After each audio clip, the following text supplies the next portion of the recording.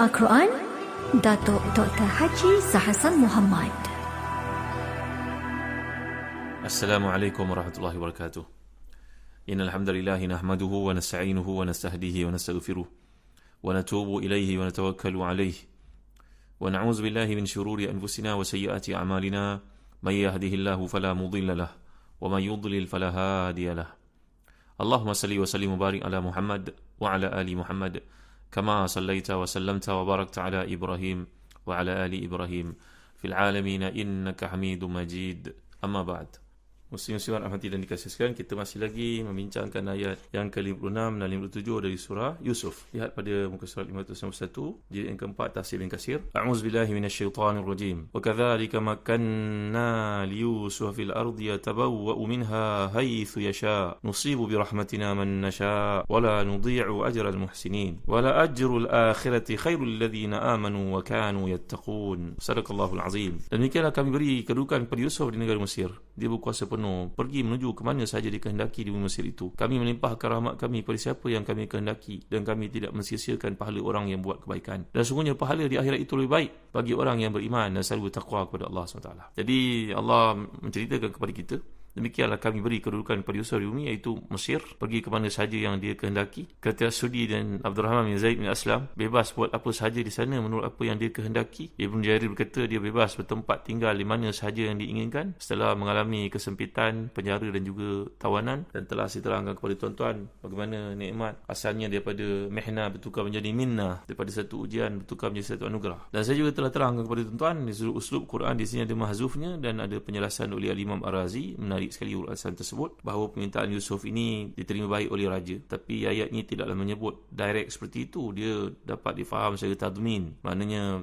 dari sudut isyaratnya menunjukkan permintaan itu dipenuhi. Dan lebih penting daripada itu, ayat ini juga mengingatkan jangan terlupa bahawa semuanya dalam pengaturan Allah SWT. Walaupun zahirnya nampak pemberian kuasa itu, pemberi punca kuasa itu raja, tapi sebenarnya itu gerakan hati daripada Allah SWT. Ramai kita yang lupa dalam perkara semikian. Mungkin seorang itu mencari redha manusia, lupa untuk mencari keridhaan Allah SWT. Dalam banyak benda, ukuran adalah apa yang manusia pandang hebat, bukannya apa yang dikehendaki oleh Allah. Jadi ayat ini menegaskan kepada kita bahawa dan sebagaimana kami menjadikan hati dan fikiran raja tertarik pada Yusuf hingga dia beri kedudukan yang mulia kepadanya, demikian jugalah kami, tersebab menggunakan ayat makanna li Yusuf. Kami yang beri sebenarnya. Zahir nampak raja punca kuasa itu, tapi hakikatnya adalah Allah SWT. Jadi kami beri kepadanya kedudukan di bumi, khususnya di wilayah Mesir. Mesir yang kita lihat pada hari ini, tuan-tuan, dalam peta dunia itu. Maka Nabi Yusuf bebas pergi ke mana sahaja, berkunjung ke mana sahaja. Semuanya diperolehi daripada seorang hamba yang dipenjarakan, seorang budak bekerja di majikan yang dikontrol ketat oleh majikan, sekarang menjadi orang paling berkuasa di Mesir. Itu semua diperolehi berkat kekuasaan kami. Kami melimpahkan rahmat pada siapa yang kami kehendaki, dan dalam hal itu kami kehendaki orang yang kami kehendaki ialah Yusuf AS. Dan dia seorang yang berbuat muhsin, tidak sedikit pun mensia-siakan peranan yang kami berikan kepadanya. Wala nudhi'u ajral muhsinin. Dalam tafsir ta'wilatul Quran oleh Imam Mansur Al-Maturidi menjelaskan bahawa la nudhi'u ajra man ahsana suhbatallah fid dunya wal akhirah. Ini namanya suhbatullah, tuan-tuan. Saya nak jelaskan tuan-tuan bahawa antara perkataan ihsan ini dan juga hasan dalam Quran dibawa sebanyak 194 kali. Dalam Mawsu'ah Tafsir Al-Mawdu'i menghimpunkan ada 194 kali. Tapi kalau khusus menyebut pada ihsan, muhsin, ahsin, ini 108 kali. Itu fi'il madhinya 17 kali, fi'il mudhari'nya 2 kali, fi'il amarnya contohnya wa ahsin kama ahsanallahu ilaika sebanyak 2 kali. Kemudian disebut af'al tafdil, ahsan, maka itu sebanyak 36 kali. Kemudian masdarnya sebanyak 12 kali, contohnya talaqu marzan fa imsakum ma'rufin aw tasrihun bi ihsan, ini surah Al-Baqarah 229. Kemudian datang dalam bentuk isim fa'il yang merujuk kepada kesebatian, mendarah daging, yang saya telah jelaskan beza di antara isim fa'il dengan fi'il. Datangnya muhsin, muhsinun dalam 39 kali. Saya telah terangkan juga pada tuan-tuan apa maksud ihsan ni sebenarnya. Ihsan ada banyaklah istilah yang dikemukakan, dijelaskan oleh para ulama. Contohnya Imam Qurtubi mengatakan ihsan ni itqanul ibadah wa mura'atuha bi adaiha wa muraqabatul haqqi fiha wa istihdar 'azamatihi wa jalalihi halata syuru'i wa halata istimrar. Ini ihsan, kata Imam Qurtubi dalam tafsirnya Jami' Ahkamil Quran, itulah kesungguhan, ketelitian dalam buat ibadah, buat yang terbaik, buat yang paling sempurna. Kata Mutawalli Sya'rawi, pakar tafsir yang terkemuka di Mesir itu, dia melibatkan kualiti dan kuantiti. Kita sembahyang bukan saja tarawih itu contohnya dengan bersungguh-sungguh. Kita menyempurnakan tamak ninahnya dengan sempurna. Jangan kita duk target untuk sempurnakan 20 rakaat tapi buat dalam 5 minit seperti yang diviralkan itu. Apa tujuannya tuan-tuan kalau buat sembahyang main-main dengan Allah SWT? Jadi memadailah untuk mengatakan ihsan itu, kata Imam Mutawalli Sya'rawi, ini melibatkan kepada kam dan juga kaif, kamiyah dan juga kaifiyah. Bilangannya kita tidak mahu kurang daripada bilangan orang salih melakukan, dan ketekunan, ketelitian di sudut bacaannya juga menjadi kerangka utama penerimaan di sisi Allah SWT. Ini maksud ihsan, antara yang paling jelas boleh kita lihat. Ihsan ni kalau kita perhatikan tuan-tuan, saya pernah huraikan sebelum ini. Menariknya, kalau kita lihat dalam contohnya Mawsu'ah Tafsir Al-Mawdu'i pada Al-Quran Al-Karim, kita lihat ya, ihsan yang disuruh oleh Allah SWT ini, ihsan ini melibatkan satu sekali al-ihsan fil i'tiqad. Tentu ada pada Nabi Yusuf ihsan fil i'tiqad ini. Seorang Nabi, mustahil lah seorang Nabi tidak jelas dalam bab akidah. Kerana kita dapat lihat dalam bab akidah ni Allah Taala menjelaskan contohnya, wa man ahsanu dinan mimman aslama wajhahu lillahi wa huwa muhsin wattaba'a millata Ibrahim hanifa wattakhadha Allahu Ibrahim khalila, dan surah An-Nisa ayat 125. Siapa yang paling baik agamanya daripada yang menyerahkan dirinya kepada Allah, yang ikut Nabi Ibrahim AS? Tentulah Nabi Yusuf ini cucu Nabi Ibrahim, ikut Nabi Ibrahim AS. Ini namanya ihsan di sudut akidah, yang melayakkan baginda mendapat pujian daripada Allah berkali-kali dalam surah Yusuf yang telah kita lihat. Yang kedua, syarat untuk diterima sebagai muhsinin tuan-tuan, mesti melakukan ibadah juga dengan kesungguhan. Al-ihsan fil ibadah. Betapa penekanan ini diberikan oleh Allah sehingga dalam bab sembelihan pun, sembelihan merupakan ibadah, supaya menggunakan pisau yang tajam contohnya. Dan begitu juga dalam bab korban, dalam surah Al-Hajj ayat 37 Allah menjelaskan dalam ibadah korban ini, lan yanalallaha luhumuha wala dima'uha walakin yanaluhu taqwa minkum. Bukanlah yang Allah terima itu dagingnya ataupun darahnya, tapi yang Allah terima itu taqwa, iaitu ihsan kamu dalam melakukannya. Pilih binatang yang paling baik. Sebab itu Allah sebut di hujung, wa basyiril muhsinin, berilah kabar gembira kepada mereka yang melakukan semua ibadah ini termasuk korban ini dengan penuh keihsanan, kesungguhan. Jadi ini ihsan di sudut ibadah, tadi ihsan di sudut akidah. Dan komponen ihsan yang ketiga jangan diabaikan, namanya ihsan fil alaqat al-ijtimaiyah. Jelas dalam tafsiran lalu, kuliah-kuliah yang terdahulu saya terang kepada tuan-tuan, perhubungan akhlak yang menarik oleh Nabi Allah yang mulia ni, yang terbukti kepada penghuni penjara sampai semuanya manggilnya sebagai muhsin. Inna naraka minal muhsinin contohnya, kata banduan itu ketika minta untuk ditakwilkan mimpi, ditafsirkan mimpi itu. Permulaan ihsan dalam perhubungan dengan manusia ni tuan-tuan, tadi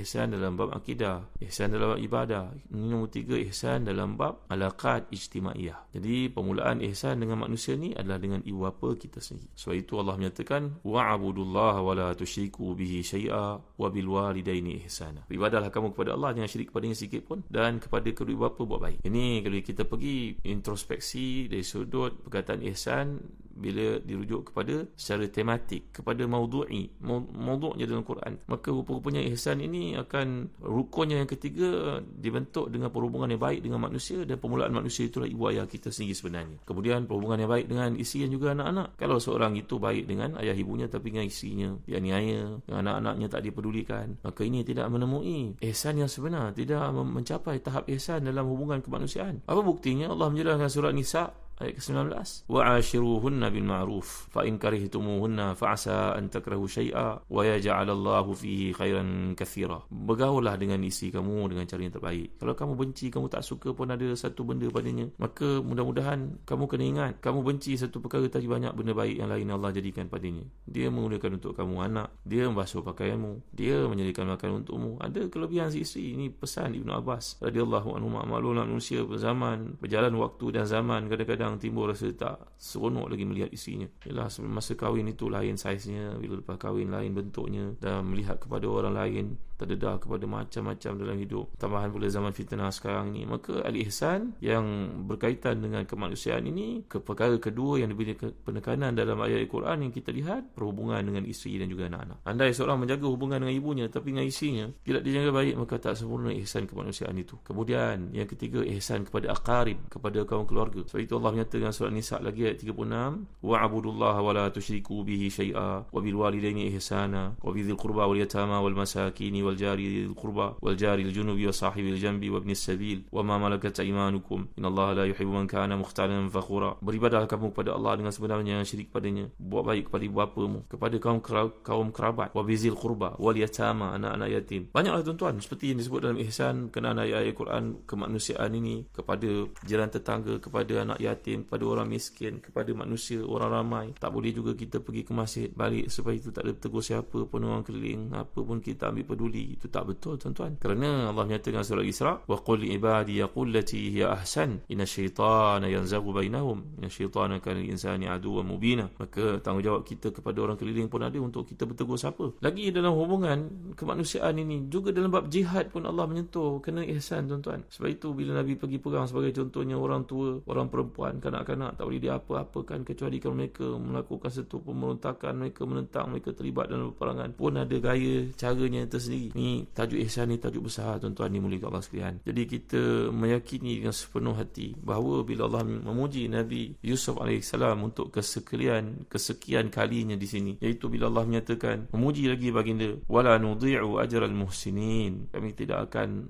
menghampakan, kami tidak akan mensia-siakan usaha, kami tidak akan mensia-siakan pahala bagi orang yang berbuat kebaikan. Dan Yusuf AS adalah seorang daripada muhsinin, tidak diragui langsung pada perkara semikian. Jadi ini ayat menunjukkan kepada kita bahawa Allah SWT memberikan kepada orang yang ihsan itu balasan di dunia lagi sebelum akhirat. Sebab itu kalau kita perhatikan jazaa'ul muhsinin fi dunia, Allah beri kebaikan ini kepada orang buat ihsan ni tadi. Ihsan yang merangkumi bab akidah, ihsan dari sudut ibadah, ihsan dari sudut akhlak dan juga alaqah ijtimaiyah yang telah saya terangkan pandukan kepada ayat-ayat ini tadi. Di dunia lagi Allah akan beri kepada mereka ni balasan yang baik tuan. Hal jazaa'ul ihsan ilal ihsan. Jadi jazaa'ul muhsinin kat dunia ni adalah Allah SWT beri kepada mereka ni berbagai pulangan. Innallaha akram min an yu'amilaka taqsitan wa anta tu'amiluhu naqdan, kata para salafus salih. Allah ni terlalu mulia untuk menangguhkan ganjaran kebaikan yang kau lakukan wahai manusia di akhirat, sedangkan dia mampu untuk membalasnya kepada kamu di dunia. Ini bukan karma. Jangan silap faham bahawa kebaikan dilakukan oleh seorang manusia itu di dunia lagi dia mendapat hasilnya sebelum akhirat. Kerana akhirat itu jauh untuk kita